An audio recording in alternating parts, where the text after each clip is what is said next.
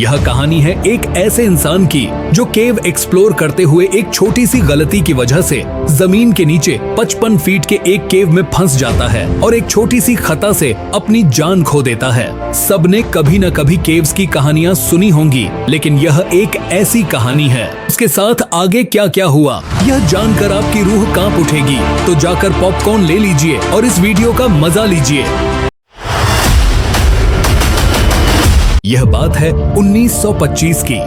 William Floyd Collins, जो आमतौर पर फ्लॉयड कॉलिंस के नाम से जाना जाता था, 20 जून 1887 को अमेरिका के केंटुकी राज्य में पैदा हुआ। यह शहर केव सिटी नाम से काफी मशहूर था क्योंकि यहाँ दर्जनों केव्स हैं और वहाँ के लोगों की कमाई केव एक्सप्लोरेशन से ही होती थी। बचपन से ही फ्लॉयड को केव एक्सप्लोरेशन का शौक था। यह शौक उसे क्रिस्टल केव की खोज की ओर ले गया। 1917 में जो उसके पिता की फार्मलैंड के नीचे छिपी हुई थी, फ्लॉयड ने केव को टूरिस्ट अट्रैक्शन बनाने का काम शुरू किया, इस प्रेरणा से कि वहाँ टूरिस्ट्स आए और उसे प्रॉफिट हो।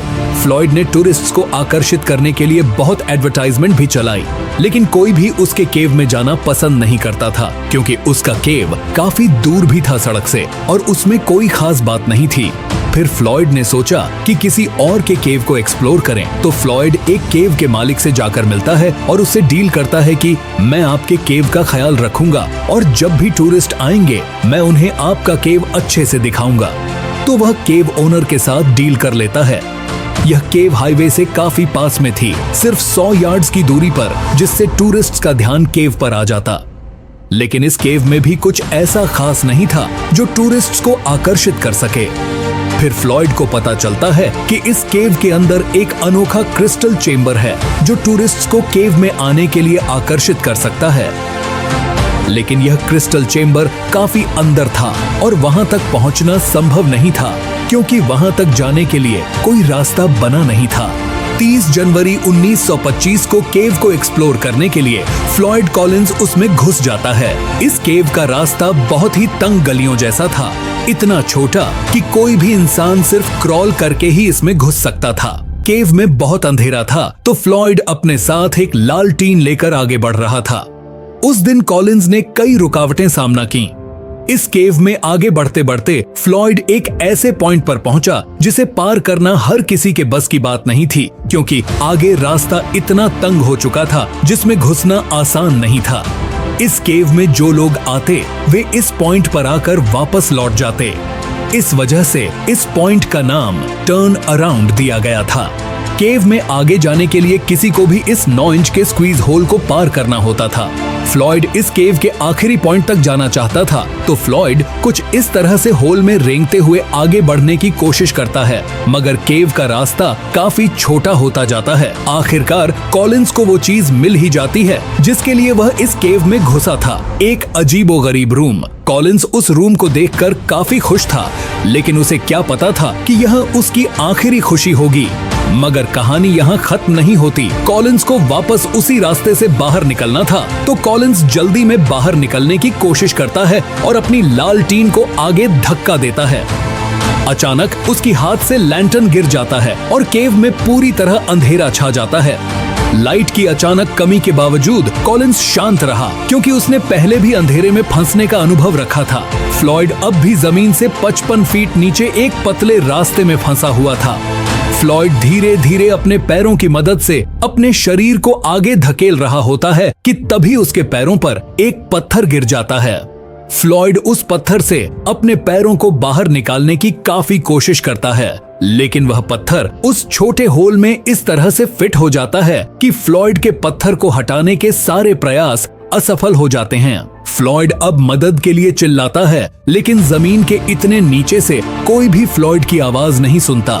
अब यहाँ एक सुनसान और अंधेरी गुफा में फ्लॉयड कॉलिंस की जिंदगी और मौत के बीच जंग शुरू हो जाती है। सैटरडे सुबह को केव के मालिक और फ्लॉयड के भाई जब केव को देख रहे थे तो उन्हें फ्लॉयड का कोट अंदर लटकता हुआ मिल गया, जो फ्लॉयड ने पहले यहाँ छोड़ दिया था। तभी वे लोग समझ जाते हैं कि फ्लॉयड अब भी केव में होगा। फ्लॉयड का भाई होमर उसे बचाने के लिए उस केव में घुस जाता है। इस तंग सुरंग में होमर को उस स्क्वीज पॉइंट को पार करके फ्लॉयड तक पहुंचने में कई घंटे लग जाते हैं। पड़ोसियों ने रेस्क्यू टीम को मोबिलाइज किया। इनमें से फ्लॉयड का छोटा भाई होमर था, जो पहले लोगों में से एक था जो फ्लॉयड तक पहुंचा। होमर ने सिर्फ कुछ मिट्टी साफ की और वहां फ्लॉयड को खाने के लिए सैंडविच और कॉफी दी और सोचा कि फ्लॉयड को कैसे बाहर निकाला जा सकता है। होमर ने सुरंग के मुहाने को खोलकर उसे बाहर निकालने का प्लान बनाया। होमर चिसल और हैमर लेकर आया और एक बार फिर से उस सुरंग में घुस गया और सुरंग की दीवारों को हटाने की कोशिश करने लगा, लेकिन इससे स्थिति और भी गंभीर होती जा रही थी। तभी वहां एक रेस्क्यू टीम आ जाती है। कॉलिंस को खींचते समय उसने दर्द की चीखें मारनी शुरू कर दी और रेस्क्यू टीम ने तय किया कि कॉलिंस के चारों ओर खुदाई की जाए ताकि वो पत्थर हटा सकें। लेकिन जैसे ही उन्होंने खुदाई की, पैसेजवे और सीलिंग में बड़े क्रैक्स देखने को मिले और रॉक्स गिरने लगे। रेस्क्यू टीम्स ने केव से बाहर निकलना शुरू किया। कुछ घंटे इसी तरह बीत जाते हैं और फ्लॉयड की चीखें लगातार जारी रहती हैं।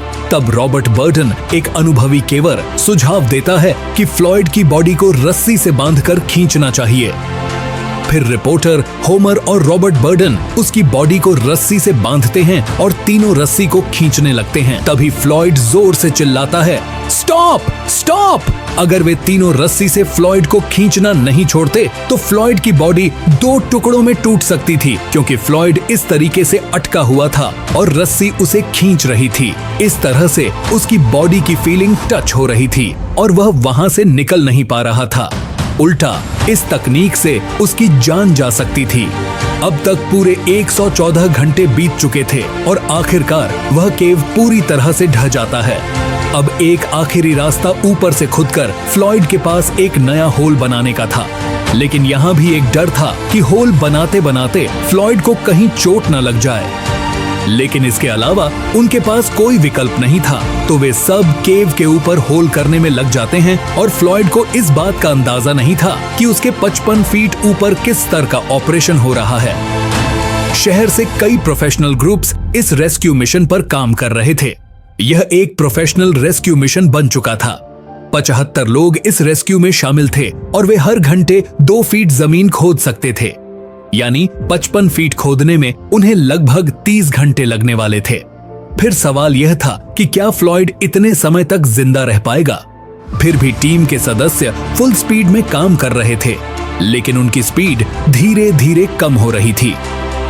फ्लॉयड की सांसों की जानकारी एक रेडियो एम्पलीफायर से मिल रही थी, जिससे उसकी जिंदा रहने का पता चल रहा था।